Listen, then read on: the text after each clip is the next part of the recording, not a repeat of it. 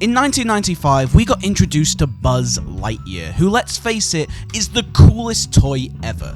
And finally, many years later, we have the origin story. Lightyear is a film filled with nostalgia, not just for Buzz Lightyear, but for sci-fi action movies of the mid-90s. Lightyear is a film I had very high hopes for, but for the best reasons.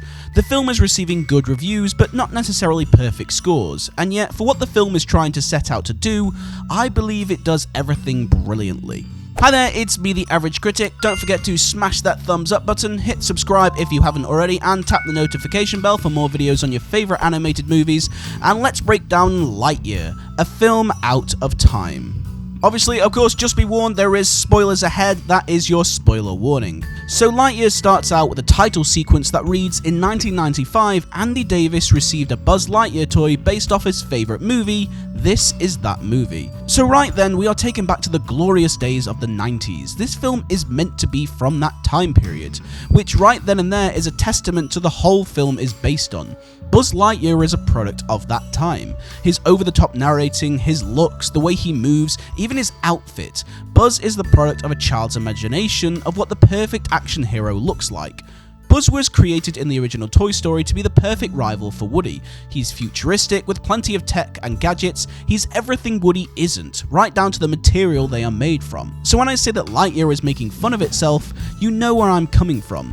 This isn't a film that was made to come out in 2022.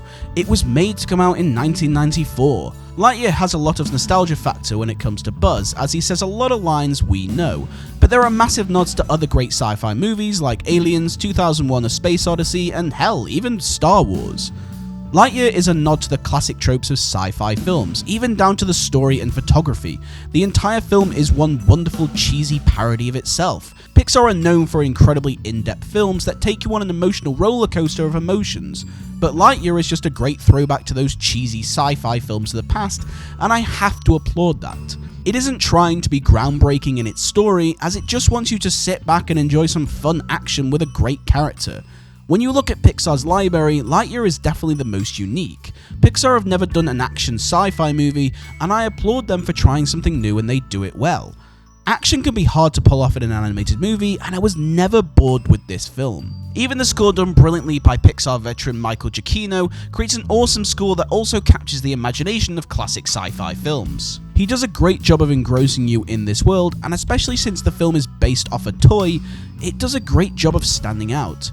Even the villain twist at the end is a pure cheese fest of classic sci-fi twists. It's almost like the film is saying to its audience, of course Zurg is Buzz. It's so over the top, but that's the whole point. Everything is over the top.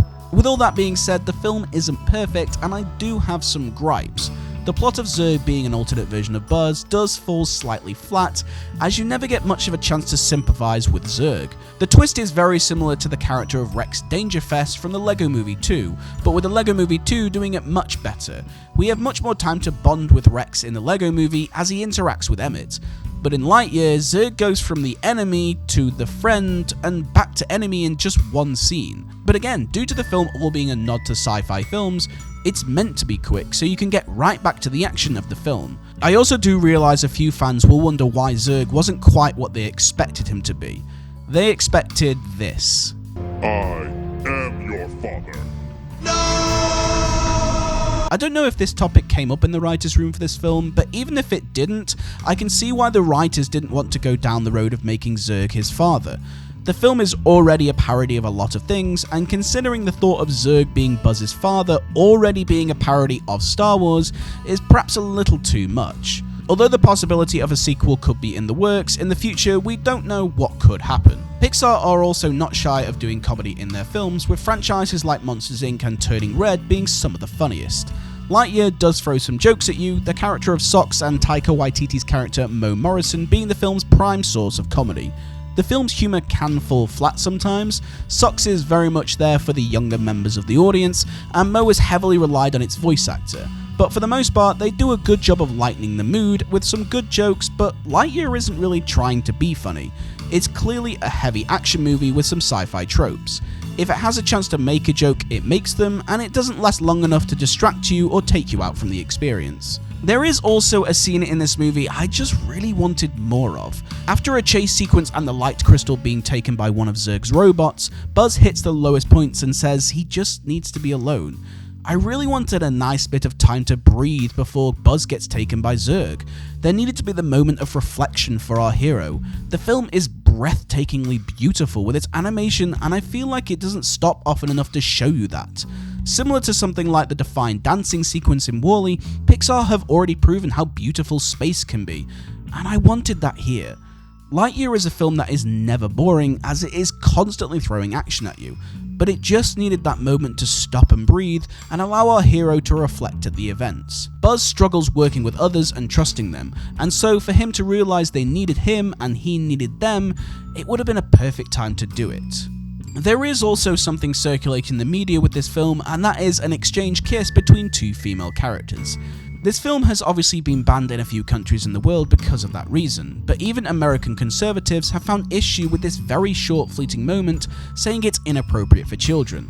Look, films have been banned in certain countries in the past, and perhaps we expect it due to the culture of the country. But when a Western culture chooses to say this is inappropriate is beyond ridiculous. It isn't a moment that is given much focus, and as a supporter for gay rights, I am proud of Pixar for giving the LGBTQ some attention. In my opinion, this moment is a great learning curve for children to be introduced to it. It's a casual moment. It's a fleeting moment that might get kids asking a question and then just moving on. Again, as a massive supporter of gay rights, I do believe these allegations are absolutely ridiculous. Lightyear is a film that sure doesn't break Pixar standards or even have many strong themes, but this film wasn't made for 2022, it's made to come out in the 90s. It states from the start that this is the film Andy watched in the first Toy Story movie. Everything is a parody of itself. It isn't trying to do anything different. It's a great action sci-fi movie with an incredible cast, by the way. Don't go into this film thinking it's going to make you think your life up or help you deal with your problems. It's a badass sci-fi action film with your favourite space ranger at the front of it.